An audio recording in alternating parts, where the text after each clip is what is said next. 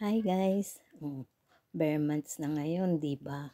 Ilang months na lang, holiday season na naman. Siyempre, pag Pasko, ganyan, or New Year, uso na naman yung mga gift giving.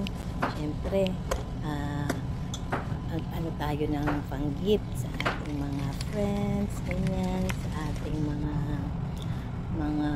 inanap.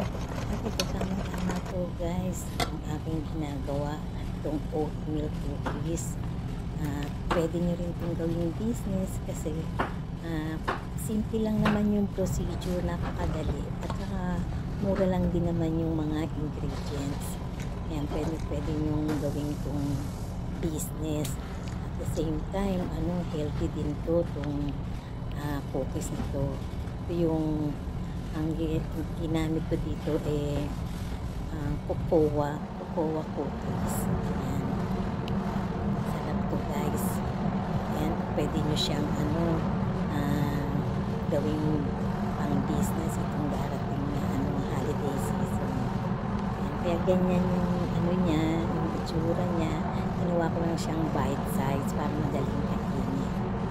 Ayan yung kanyang procedure sa paggawa. Ayan, tara na. Samahan niyo kong gumawa